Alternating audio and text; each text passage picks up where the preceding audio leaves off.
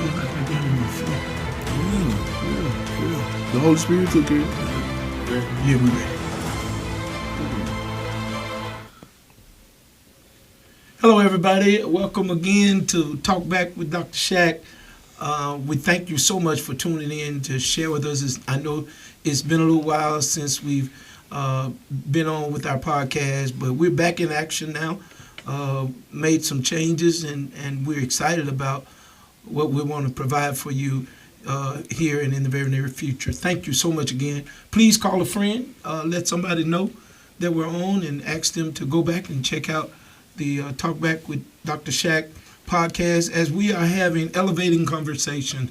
Again, we want to remind you that we're here to eliminate self-abuse and educate self-awareness, as well as elevate self-assurance. We want to make sure that we are building one another to the best level that we could possibly be, so that we might be the best version of ourselves and be pleasing in the eyes of God. And today, I have a few of my sons who are here with me, my sons in ministry, and so far and so on. They'll introduce themselves to you to share. We're going to have a powerful conversation as we talk about black fathers in the community, or fathers in the community, period, especially our black community.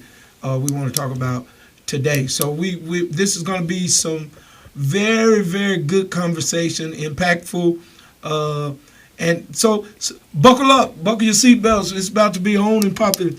Please call somebody and let them know again. Talk Back with Dr. Shack is on podcast, coming in your living rooms everywhere. All right. So, brother, go ahead and introduce yourself. Hey, how you doing? Charlie McBride. I am Thomas Hill. I am I'm Marcus Taylor. Reverend Marcus Taylor. How y'all doing? All right, guys. Thank y'all for being here. We welcome you to Talk Smack with Dr. Shack. I think I said Talk Back earlier, but it's actually Talk Smack. Yeah, Smack. With Dr. Shack. Yes, sir. Talk Back with Dr. Shack was another segment we did some time ago, so please excuse that. But we're talking smack today, and boy, I got 3 smack talkers. I'm telling y'all. Now, I got 3 smack talkers today. I'm telling you, it won't be no love in this particular series. I got 3 guys that are filled with wisdom, conversation, and I'm excited about it. So let's get it on. As we welcome you here today, we want to dive deep into the heart of faith and the culture of our people, especially families and so far today, however the demographics of those families are composed. We want to talk about the necessity and the importance of the father in the house, in the family, in the community, in our churches, and so far and so on. And today, we're asking tough but necessary questions, like here's the first question. Who raised the modern day man? This man that we see today, I think we all will agree, is a different kind of man. No doubt. Right. He has his good, and boy, he has some quirks. I'm me personally, as I witness young brothers today, I'm alarmed. I'm alarmed at the emasculation of man. Mm-hmm. I'm alarmed as to his work ethic. I'm alarmed as to his treatment of women, his dedication to family, and so far and so on. But I asked myself the question the other day, who raised this man? What would be your answers to that? His mama. His mom. Why you say that? His mama and a passive man. Basically, when you think about it, you got a lot of single parent households. So his mother, and you said another thing, they don't respect family because they've not seen family. They don't respect women sometimes because they done sat back and they get tired of hearing their mama, their grandmamas, their aunties, and their sisters. So they get to the point where they just really rebel when they hear a woman's voice sometimes. And so that comes from lack of a man, a father figure being in the house. So the mother is the one that's raising this group of generation men that we get now. Yeah, I can say that it is the mama that raised them, but then you have the man in the house that not being a man, who's allowing the woman to operate and navigate the whole household. As long as he's just quiet and paying the bills, he's not really leading the house. And so it is that when you have this man that don't have that backbone that's going to stand his ground, that know right for wrong, you have the outcome of the modern day man feeling like he can dress and wear and do things that is not part of being a real man. It's kind of open the gateway to opportunity for you to be something else. Yeah. For me, I would have to say you kind of learn and figure it out on your own. And I don't think that's a knock on the mother. I think mothers are trying, but in this day and time, the mothers are so young, they're still figuring it out. So as a child, you kind of attach to what you see, whether it's social media, Viva TV, and you just learn and figuring it out. Yeah. Some things are good, some things are bad. But also, I think that's a reflection upon the father. As Reverend Taylor mentioned, I think they hear their elderly, whether it's their aunties, their cousins, their mom, talk so down on the man to where when they do see a man, their nose is turned up. They don't want to listen to what he's saying because they look at their parents and say, well, if my mama didn't like it or my grandma didn't like it, why would it be good to me? Yeah, I think you all know that I teach here that the two most dangerous men in the world is a missing man and a muted man. Mm-hmm. And so sometimes I'm going to go over some statistics in a few minutes, but we have men in the home now, but they're muted. Right. They have nothing to say. That they think that their silence brings peace to their family, but your silence is actually a part of the cause of the chaos that is around you and around our community, because we have men who have given up the fight. When I say given up the fight, they're tired of arguing with women. They're tired of trying to please kids that are never satisfied. They're tired of not getting compliments. They're tired of working. And I know some people might say, well, you're a man, you don't need all of that. Well, baby, or brother or sister, whoever you are, every man has an ego. No doubt. Right. Every man, whether you like it or not, every man has an ego. And I think that because he runs into these bumps and bruises, that sometimes the modern day man kind of cowers down. And that's amazing to me, because I raised two boys, and the next podcast I'm having, I will have my two sons with me, and you're going to get to kind of hear from them, and I'll let them tell you how it was being raised by me and so far and so on, and some things I learned from them. I'm very proud of who they are. But one of the things that I wanted my boys to see is a father in the home who has a voice. 5 words ran my house. I'm going to tell your daddy. Yes, sir. That ran my house. Classic. It stopped a lot. Stopped. If I was out preaching revival or so far, my wife could say, I'm going to tell your daddy, and everything is going to change, because their dad had a voice in the house. And now, here's something else. If you remember, for me, I'm older than all of you by a couple of years. Yes, sir. But we were raised by our community, No doubt. True. by our village. True. No doubt. Nobody in my community growing up, nobody in the projects where I lived, none of my friends had a father in the house. Teach. We all were raised By the community. by single moms. But the older brothers in the community helped shaping us into being strong, real men. Hey, that older lady there has groceries. Go carry that bag. Yeah. They made us go do that. Yeah. Hey, she just dropped that. Pick that up. Yeah. You know, back in the day, y'all may not know about it, but back in the day when a man removed his hat in the presence of a woman, When she walked tipped by. his hat when she walked by. If they were using profanity when a woman walked by, they stopped all of that. Yeah. What happened to the village today? That's a good question. A lot of it is that the man stopped trying, just gave up. Why? Why did the man give up? Yeah, why do you think he gave up?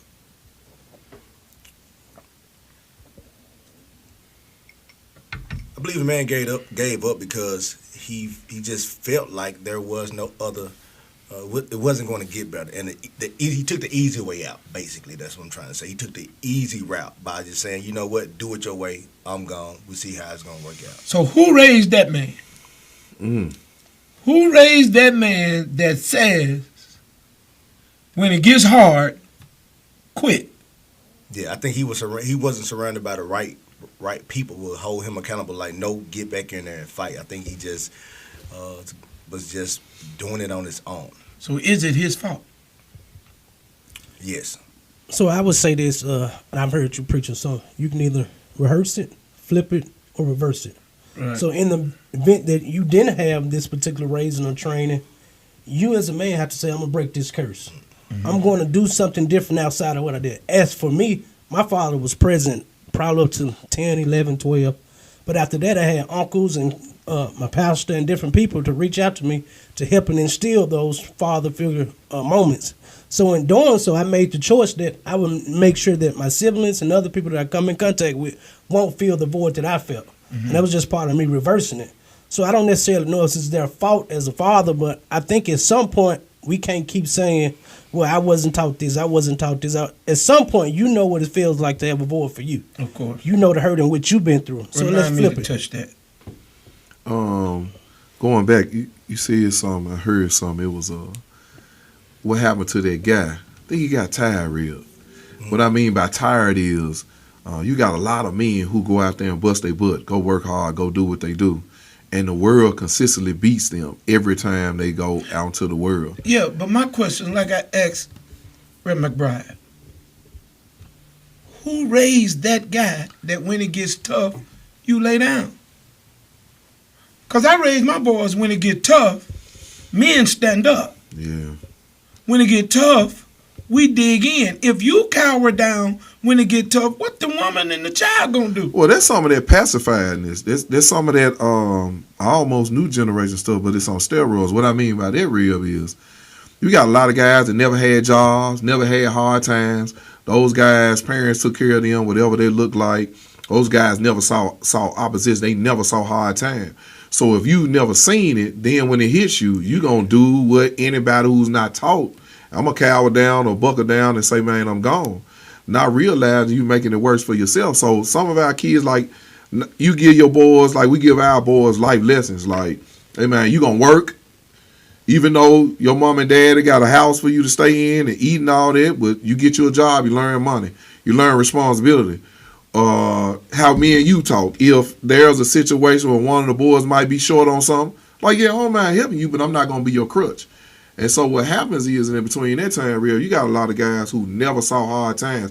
All you did was make it smooth for them. That's with the mama and the daddy being in the house. However they went, we made it smooth for them. So I'm 50, so I got a generation of guys who I've seen who mamas almost and dad has kind of pacified them. And when times got rough, they kind of cowered down. So I've seen it. So I think what Thomas mentioned a minute ago, that at some point, I want to encourage you young brothers who may be watching, and young sisters who are in relationship with those, or those are your brothers, your sons, or whoever. I want to encourage you, and I'm going to give you the cheat code, all right? Because you're talking to all three of you know my story. Is you're talking to a man who was failed by two fathers. Yes, sir. One who gave me his name, married to my mom when she was pregnant, and so gave me his name. I'm a Shaq, and then my biological father, who I didn't meet till I was 16 years old, both failed me. Both walked out my life, had no participation in my life at all. But for me, I could waddle in that and say I never saw it modeled in front of me, or I could tell myself that my son, and if y'all see me pointing this because my son runs my audio video and he's over there at the side, but I wanted to make sure that my sons, my daughters, would never be able to say their dad walked out, Right. that their dad wasn't present, because I know how it made me feel. So I dare not repeat that in the life. So if you're watching, young brothers, you can turn it around. Just because it didn't happen for you the way it should, you can turn it around. And here's the key to turn it around. What enabled me, I talked to my dad, my biological father, and I asked him, why wasn't you there for me? And his answer to me was, nobody ever showed me. He said, my daddy wasn't there for me, and I never knew how to be a dad. And I got mad. Because I'm like, you wasn't there for me, but I didn't take that and use it as an excuse. So why are you using that as an excuse? And then the Lord revealed to me, Yes, sir. the difference in your daddy and you is that you had me, God, in your life. What are you doing? It makes a difference. Your daddy didn't know me, Ugh. but you do. And so I made sure you didn't repeat Yes, sir. what your daddy did Yeah, man. because you had another father. Yeah. And so I encourage you, brothers, that if you develop your relationship with God, you got a chance to turn around all of the generational Yeah, we don't use that word. liabilities. Yeah, we don't yeah. use generational curses around here, but the generational liabilities that were passed on over and over and over and over again. We want you to know that you got a chance to turn around. If you were raised in poverty like we were, that you got a chance to turn around. With God, He is the great equalizer. Yeah, man. And I don't want to preach today. I just got to preach it. I don't want to. You got something left. You got something left. But I want those that are watching us to know that God is the great equalizer. And if we don't get it turned around, our community is in trouble. That what we're seeing is only going to get worse. If young brothers who are folding in the face of adversity has to change. Yes, sir. Because black people have been going through adversity forever. Yeah. Forever. Now, my dad was everybody's daddy, but so that was the deal. Tell me how that works. So He's everybody's yeah, dad. so here go the Yeah. cold one. I've been wanting to tell we talk, but so my homeboys had daddies, right? Some of my homeboys, but they daddies wasn't in their life. Right. So I'm gonna tell you some of my fondest memories when the Run DMC jackets, with the Adidas on the back. Yeah. He bought me one. They got one. If they was over my house eating, and How he many bought guys? pizzas, man, it's 4 or 5 of us. Mhm. Deep homeboys. And so I got one more partner. His dad, a preacher. Him and my dad, it was tight like that. Now he had a dad. So we kind of shared. Our daddies was everybody else's daddy. But we were deep. I'm talking about like, if they got a whooping, call Harry. You know my dad tonight. If they cutting up in school, call Harry. So Man, I'm envious of you. hey man, so that's what I had in the house, and that's why I had to. My dad had set the bar. My dad was an awesome dad, right? Like what you do. That's why I admire what you do as a dad. And my dad, no, he wasn't none that I could ask for or need. Got a great story. I went to Roselle Elementary. So that's over in the Glenview area, right? Mm-hmm. Yeah, what's it now? That's my hood over there, Roselle Elementary. Charlene Turner was my principal. Right. And so if you know that area, it wasn't a lot of affluent people over there. Up the street, remember you had the Pick Pack that was on Bellevue and Mac. So you had that's right, you had the Pick Pack, and then next to it you had the Payless shoe store. Mm-hmm. The shoes that were out were called coasters. Now my daddy, we would always go to Macy's, right? So my dad would buy stuff all the time. So he tried to get me to buy the popular shoe at that particular time, which was called Sebagos. You know, they came in different styles, different colors and stuff like that. But I said, no, all my friends wearing coasters. He said, you sure, Face, that's what you want to do? I said, yes, sir. Here's the beauty. My dad had the money to buy the Sebagos, right? But because I wore coasters, he put coasters on too. And so my daddy, doing what he's doing, bought a shoe that was not the equivalent of a Sebago, which was a better made shoe, but since I had him on, he wore them too. Yeah. And so that lesson didn't get to me until I was older and started realizing, Of course. man, Paul could have been about. Now, when I got older, when I got around them girls now, I had to put it them changed Sebagos quick. on. Yeah, I had to put them Sebagos on when I got to Bellevue. But yeah, man, dude. But the amazing part of that story is what I want brothers to hear today, is that in order for our village to become healthy again, we must rid our villages of the poison that lies therein. Oh, wow. And in order for that to happen, we have to go back to the old day, like your dad. Yes, sir. And that is, some of us have to take on the responsibility of helping other young people that are not biologically ours, but that God has chosen to place us in their lives for a reason or a season, and sometime both, so that we can provide for them what they did not get and should have gotten in their own home. It is not their fault. It is not my mama's fault that I didn't get what I should have gotten. It's not my mama did a wonderful job, if I might say so myself. No doubt. Kudos to your mama. But what we have to understand is that some of us have to help these, because you got a different kind of woman. That's not what this particular podcast is about, but you got a different kind of woman nowadays. Definitely. And so these children are not getting that kind of nurturing that we used to get as well. So, but what we in order for our villages to become healthy, we as men have to step up and accept and embrace the responsibility of helping other young men that are not biologically ours, but just maybe that God has assigned to our lives, whether it's in our churches, whether it's in our neighborhoods, in our communities, and so forth. I want to read something to you all Yes, sir. that shocked me. Watch. Here's what I want to read. For decades, the black community has been disproportionately affected by the dismantling of the two-parent household.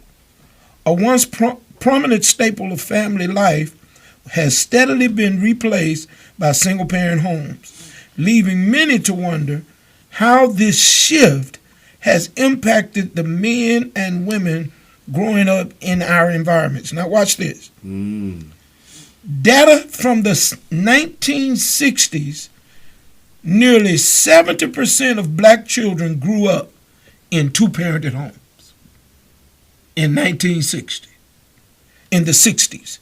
All right? Fast forward to today, that number has dropped to 30%. Ugh. 30%. Now only 30% of our children come from a two-parent home. Now, that's a drastic shift. Definitely. Right? Amazing. That's a drastic shift. And just think, by just the numbers on the chart don't lie. No, sir. Does not lie. Yeah, data don't lie. So think about it.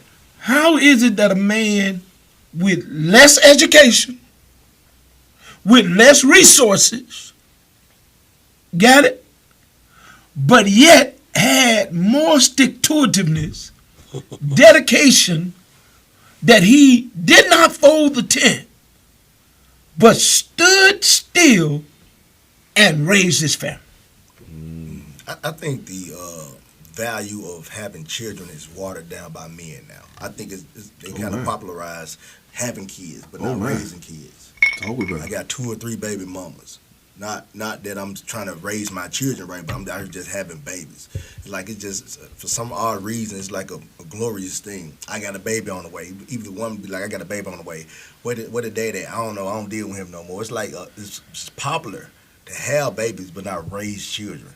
And so we're sitting in a whole generation of people that have babies but not raising children, and it has been starting to be okay.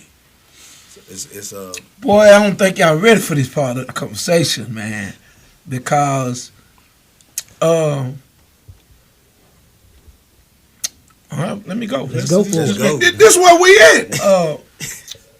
You got a brother who wants to raise his child, Ooh. Uh-oh. Come on. but he's dealing with a mother Come on. who used the child Collateral. as collateral. Yeah. Pawn in the middle. So the baby becomes collateral damage. Don't do it. Right. That because the man no longer want you, now he can't see his child. Mm-hmm. Then you have a child support system that does not require you to spend time with your child Just pay. That's your money. as long as you're giving money. And if you don't give money, we will take your license. We will even lock you up. How am I word? It should be the reverse. But but you won't do anything if he doesn't spend time with his child. So that's a faltered system. Yeah. Yes, sir. Yep. that all bucks against the man himself. Yeah. Yes, sir. And so some of these brothers are misunderstood. It's not that they don't want to be in the lives of their children. True. It's that every turn, and if I fight for my child, then I'm called something else. I'm an abuser. I'm mean. I'm verbally abusive. All of these things. So some brothers feel as if, and that's why you brothers who parent with a young lady, and she is a welcoming mother for that child to have their father in their life. My brother, tell the Lord thank you. Yeah. Because It's a rarity that's book. a rarity in these days. And so, and I'm not giving men an excuse. Yeah, you right. got some trifling brothers, Yeah. but I'm telling you, you got a whole lot of brothers that's not their plight. They really want to be there. They really want to be there. And then think about this. He meets a girl at 20, right? Right. They do what 20-year-olds do. They get pregnant. All right? Double 20-year-old. 20-year-olds, I mean, Yes, sir. what 20-year-olds do Yes, sir. is have fellowship. Yeah, yes, sir. Yes, As a sir. result of having fellowship, Yeah. Baby. oftentimes babies come up. From last time I heard, Yes, sir. you know, I ain't had that in a while. But last time I heard, that's how babies come up. All right. So when you think about it, so that relationship goes awry. Right. All right, but he's 20. Yeah, man. He's 20. Yeah. So at 23, Yes, sir. One more. he meets another girl. Young tender. They're beautiful. Yes. They have wonderful time together. They really enjoy each other. And a year and a half into the relationship, she gets pregnant. He loses his job. She no longer wants to be with him Oh, man. because he's not bringing in the money that she requires. And so now he has 2 babies with 2 different women with 2 different kinds of circumstances. But the world will say he's just out impregnating women. He's just out impregnating. They will say nothing to the woman who has 3 babies Yeah. by 3 different men. And they won't say anything about her, but we will annihilate the man. And I'm just saying, before you judge the girl, the young lady, or the young man, you might need to get to know Yeah, their look at the story. circumstances. Their Yes, sir. circumstances Yes, sir. might be totally different. It would be nice if all of us would meet one woman and have 25 children by one woman. 25. That would be one. This leads to my next question. We like the Brady Bunch. I want to ask y'all, why do we have weaker functioning 2-parent households today Ooh. compared to single-parent households of the past? Ooh, I want it. Thomas, get it. Ooh, get it. I want it. So I will say this, not on this, and I might get frowned upon this, but we keeping it real here. We talking smack, man. That's what So this is. for me, I think times have changed. I think women have taken on other responsibilities that wasn't necessarily designed for them.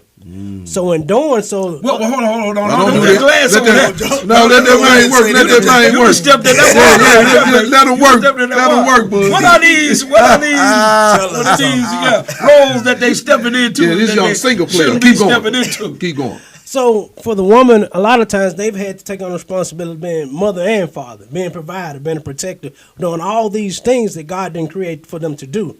So in doing so, they developed the attitude, I'll get it done myself. So us as men, sometimes we mature a little bit. We just don't know. So women have taken on their responsibility, and when the man figures it out, the woman's had success doing it her way.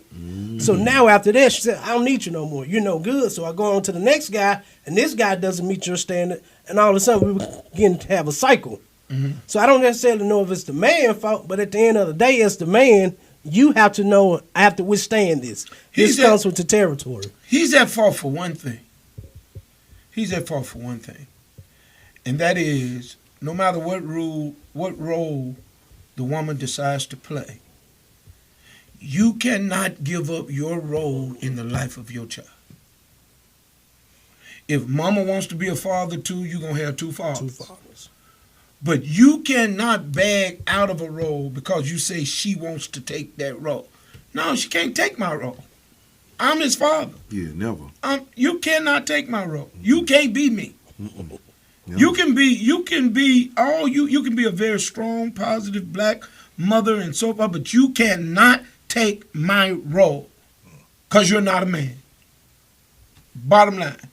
Write me, call me, whatever you want to do. At the end of the day, you can't take my role. And so my problem, what I want brothers to hear today is that stop bagging out of your role. Accept the adversity. Accept that you got a strong woman that's going to do what she wants to do and how she wants to do it. But that don't have anything to do with my role in your life. When I first got married, man, I got the world's greatest wife. Everybody know that. Right? I know for those of you married, y'all can't agree. Don't agree. But it took a minute for my wife to adjust to my way. I'm a military guy. I'm law enforcement guy, and she was law enforcement as well. But I had these rigid rules. My children thought I was crazy because they probably still do. But that's all right. They love me. Yeah, they love you. But I had these rules. You couldn't close your door. You keep doors open. You couldn't close the door. No, you got to earn the right to close your door. This ain't your door. It's my door. Okay. This ain't your door. No, I'm with you, bud. that's my rule. So my wife was like, Okay. I just think that's crazy. Why they can't close their door? I'm like, why they need doors closed? They children. No, you need to see what they doing. This is what the world is. This is what's wrong with the world now. That was your line. That was your Closed line. doors was the problem with the whole world, right? People keep the doors open. Yeah. And I'm not telling y'all that this was right. Right. This was my rigidness Right. in my young parental life. Yeah. All I'm trying to do is be a protector. It is not a beat my chest show. It's not an authority show. I'm a loving father, but at any cost, I'm going to protect mine. Yeah. I need to know you're all right. Yeah. As they got older, my daughters would talk. Now at night, when it's time to go to bed, my daughters would talk to lock their door. Always. And don't open it unless it's your mother. I heard you say that. Explain.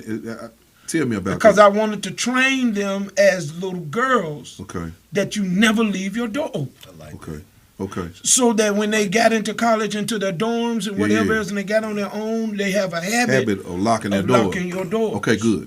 And there's no need for me nor your brothers to be at your door at night at all. Right.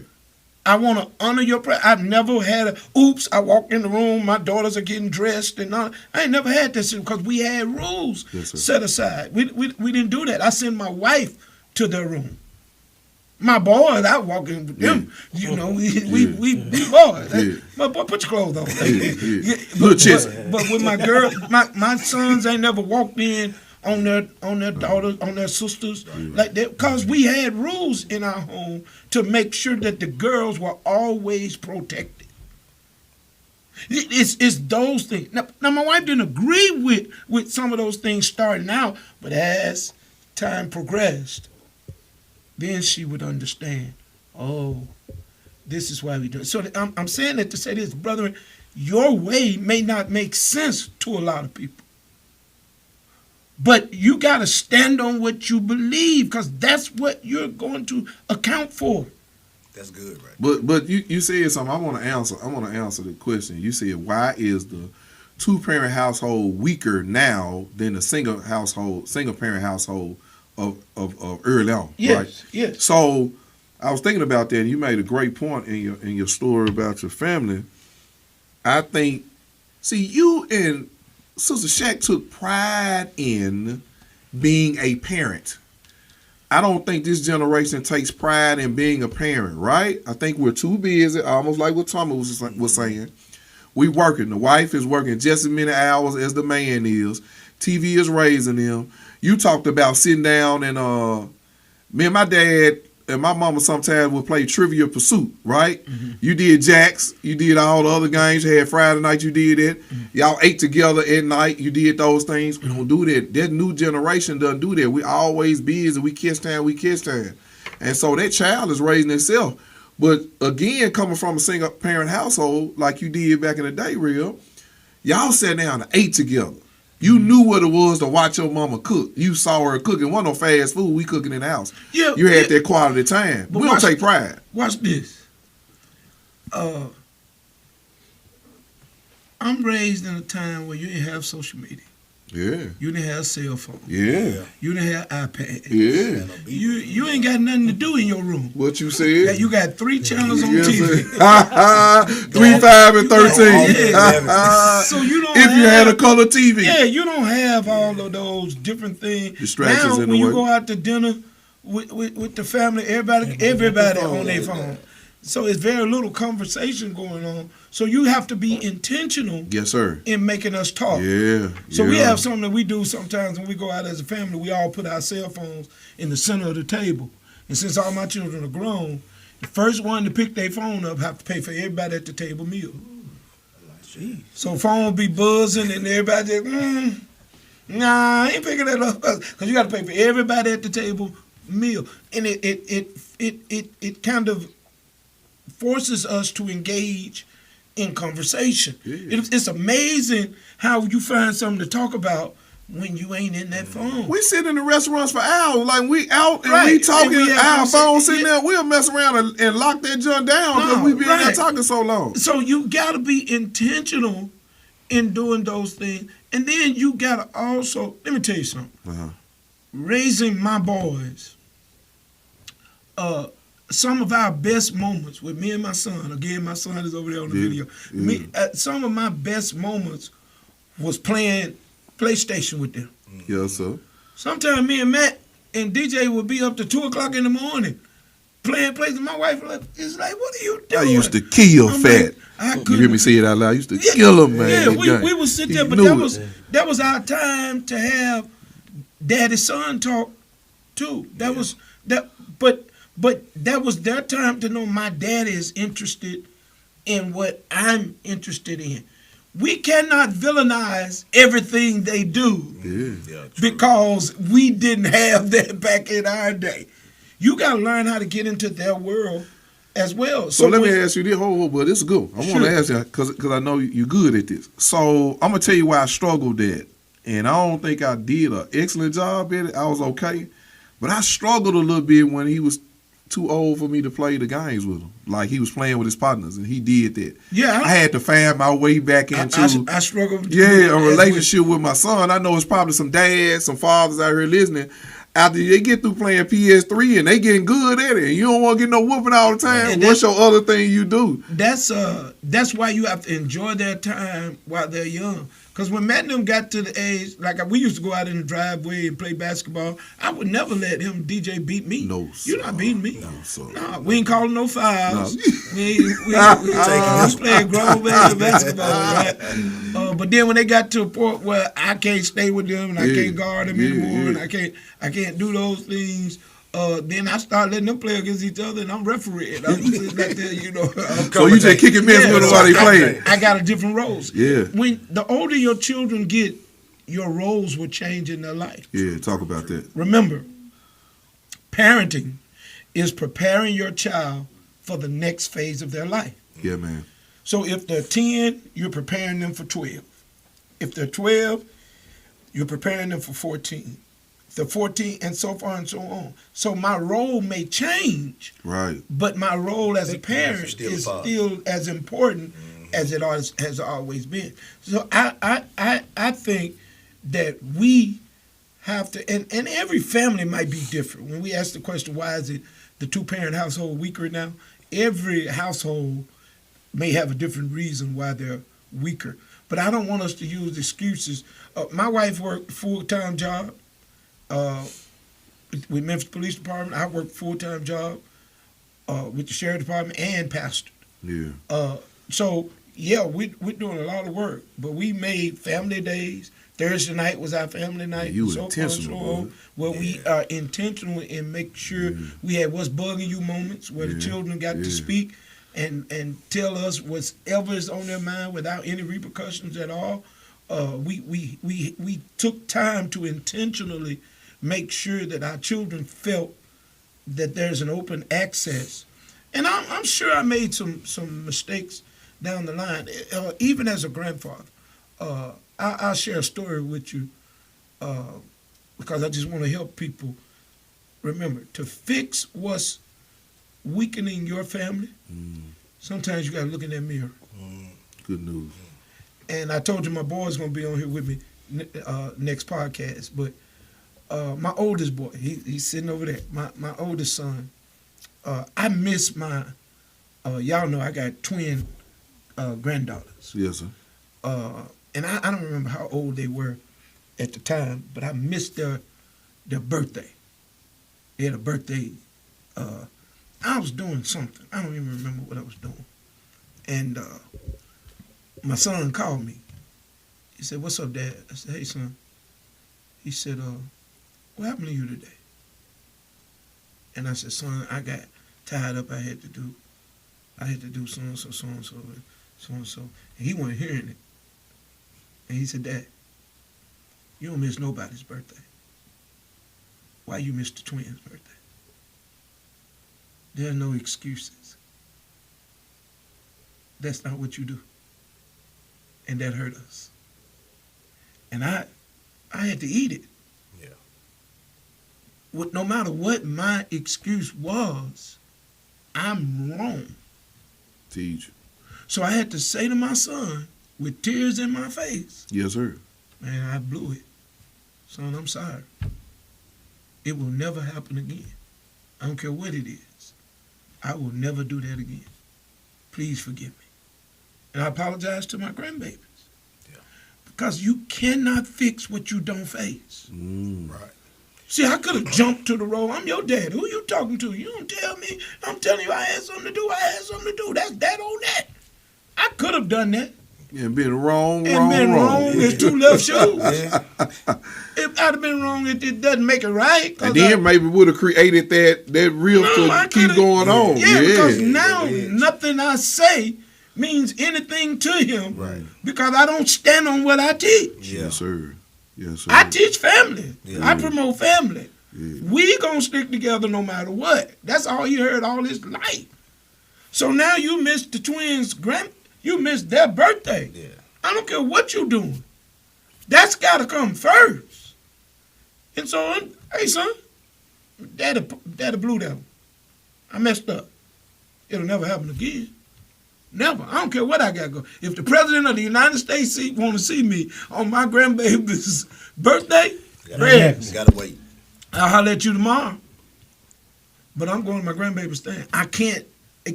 What I'm trying to tell you is sometimes the family is weakened because the two parents won't look in the mirror and admit, I'm part of the problem. I'm part of the problem. Yeah. You can never be a part of the solution until you admit that you're part of the problem. Yeah. Yeah, what got me on that, Fab was growing up, we might have still been on Webb Street. I don't know if we had got out here yet. And he had a basketball game. It was on a Sunday. I was tired. We had been at church for a minute, and his mama took him to the game, and I was like, cool, go on to the game. You know, you gonna be all right, man. That man came in, hit the game winner, Missed it. got MVP. Missed it. I thought she was flies when she told me. And I was sitting at the house like, man, and I missed it. You know what I mean? Yeah. And I said to myself, I ain't never gonna miss a moment like that. So, man, you know, again, for me, it was that moment that said to me, man, you got to get there. So that would turn me around on that. Let me hit this last question, and bro, you can start answering this. Okay. Cause I think we've been over an hour yet, man. Man, the folks listening, they on. 45 minutes. Left. That's what you didn't talk. We done talked about 45 minutes already, so we got about 15 minutes. Yeah. Okay, so listen to this. Listen to this. I hope y'all enjoying this. 'cause They loving it. I am. Come on, man. They loving it. One of the things in discussing with my podcast staff the other day when we discussing this topic, what role do you think government systems play in the damage of the black man in the community and in the family? Listen to this. Over the years, policies have been put in place where intentionally or not, that have incentivized the breakdown of the black family. Watch this. Welfare programs, for example, have sometimes made it financially easier for single mothers to raise children without the father's presence. Right. Now, these systems haven't always been designed to encourage the stability of two-parent families, and in some cases, they've inadvertently reinforced the absence of fathers. What do you feel about, bro? What do you feel about the systems that are present in our communities that sometimes can be a problem for the institution of family? Right. So I look at the systems as low-hanging fruit for somebody that don't want to do their job. Yeah. For a man that want to be with his children, he would not allow anything, like you were just saying, you shouldn't let nothing get in the way. No setup, no government assistance. And so it is that as a man, you got to focus on what's the most important thing, getting to my child. Mm-hmm. And so even with the mom saying that she putting you on child support, the system is what it's set up to for those lazy, really don't want to handle their business, be that father figure.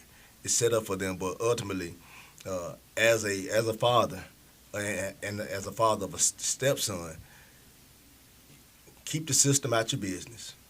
Be a man about the situation and handle it.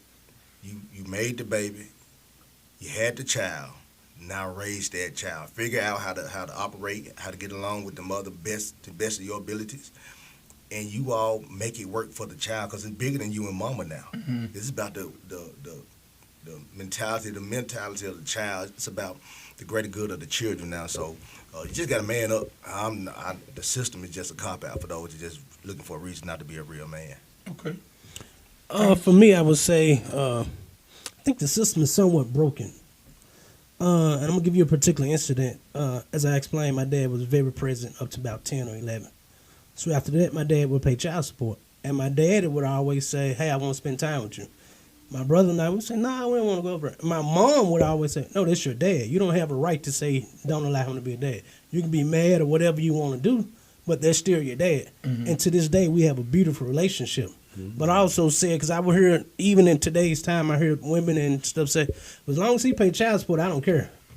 And you spoke on that earlier. I think it's shameful that we wouldn't make them spend money, but not time. Yeah. And for me growing up, time was what I needed. Right. Like I said, when I became older, I didn't need your money. I can provide for myself, but I need your time. I need your lessons. I need your hand on me. I need you to show me what it is to be a father. So those are the moments that I cherish most. I think I remember I played roughly 100 and some football games from high school to Pee Wee, even to little in college. And I remember doing so. My dad was at 2 football games. And those 2 games he came made a world of a difference for me. Yeah. I didn't care about the money. I wanted his presence. So I think time is super important when it comes to that. Yeah.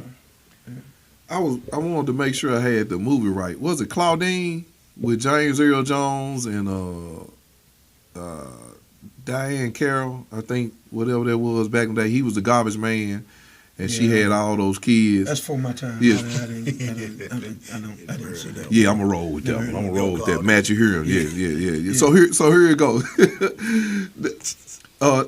James Earl Jones wanted to marry her, right? And take all the kids on as his children and all that good stuff. But Claudine, she was getting welfare. And the lady would come in, they would have to hide their stuff, like they'd have an iron and wood, an iron, food and refrigerator. That lady would come through and make sure because she was getting assisted, she was getting services. And I bring that story up because, like you said, Real, you had some men that really wanted to step up at that particular time. Well, now this generation of guy, along with the government, said, "No, we're gonna break them." So here it is. I'm gonna send them to jail for doing anything, right? This be factual. Where I used to hang out on the corner with my partner, you got a lot of guys that went to jail just for being in the wrong place at the wrong time and spent years on it. So they get that felony, they get whatever that is. They don't get that expunged, get the paperwork walked over them. So they get out of jail. Nobody's hired anybody who's went to jail. So what does that man do? So now the government has been taking care of that young lady and that man. So now look at it. You don't need that man. We're going to take care of you. You better without him being in your life. So there starts the separation of the family. And so I've seen that real big happen where the system has divided the family by sending the man to jail. When he comes out, he can't find a job. Even when he wants to work, it's hard. And then you got a young lady or a woman who says, like, nah, I don't need them. So the government just sitting back, I'm getting paid either way. You getting a check from me, but guess what you're doing? You spending 2 times as much money as you getting from me, so you're putting yourself in a hole. Then I'm teaching you that you don't need this man, and if he don't do the proper paperwork, he gonna forever have a felon on there, so he ain't gonna vote, he ain't gonna get a good job, he'll be stuck like that.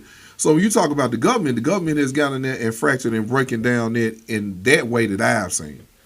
So my response is going to be totally different. Yeah. All right? Because you're looking at somebody who grew up with government assistance. Mm-hmm. My mother did. Yes, sir. We were really, really poor. So food stamps and all that kind of stuff was helpful for us. So I'm appreciative for government assistance when we needed it. Mm-hmm. And my mother was prideful. So we were as discreet as we could possibly be in using it. And I don't think that the government system is the problem. I think the problem in the black community is our ability to manipulate the system. You're abusing it, man. You're killing it. Yes, sir. If we use the system for that which it was intended, It'll be all right. It would be okay. It is welfare to help you until you can fare well. Right, Okay. Right. But when it becomes a way of living, when we can manipulate it so that we can get a check for mental issues, we can get a check for disability, we can get a check for all those things, we start manipulating the government system, is when it becomes a problem. Our community is filled with people who are masters at manipulation. Yes, sir. Yeah. Yes, sir. Go I'm on talking down there and about- see them folks. I don't care what This it is is. what you do when you go down They there. will tell you how to get through it. We will tell you how to get in the front of any line. We can tell you how to get out of any ditch. Our community is filled with people who will manipulate the system. We have people who manipulate the church systems. Oh, man. Where they go from church to church. They'll go to this church and get assistance. For that, they'll leave that and go to this church and get assistance and leave there and go to this church. And any church that says no, they bash the church. Wow. It's because they are used to manipulating the system. And until we get out of that, our black community is in danger. Don't be ashamed if you have to use government assistance. I'm telling you that. Thank God it's in place, because we didn't dig this ditch for us. There are some other people whose face has not been kissed by the sun, who has helped to and attempt to keep us at the bottom of the barrel. They perpetuate that. And there are many of them who use more of them who use the government system than even we ourselves. We just don't know it. Yeah. All right. So it is nothing wrong with you using the system. It is something wrong when you begin to manipulate the system. It is not a good picture to teach our children. And as a man, since we're talking about the black fathers, No doubt. as a man, you can never allow a system to shackle you to the couch. Yep. You got to make up your mind that I'm thankful for whatever help I get. But that's what it is. It is to assist me Yeah. in this unfair world that I'm in as a black man, where I cannot get equal pay, because even in 2024, because of the color of my skin, so there has to be some systems in place that will bring to us some equality, and they're trying to do away with these systems now that are in place to make sure that the playing field is not leveled. It's not leveled, but that at least we can move a step up and have a chance. The European brother does not have to succeed to move up. Watch what I'm about to tell you. Just This be is them. why don't y'all fall for this stuff. He doesn't have to succeed. So he can hold the same degree as you hold, and his degree gets him in the room. But you can have a degree, but you better be the best. He doesn't have to be the best. He just have to have a degree. You got to have a degree, and you got to be the best. If not, you don't qualify. That's the system we're in. And so I want our people to understand that your family is not weakened because of a government assistance. Right. Your family is weakened because of the manipulation thereof. That when the enemy begins to get your mind to think that this is where God wants me to stay, and it's not. It's a means for you to get to the point where you can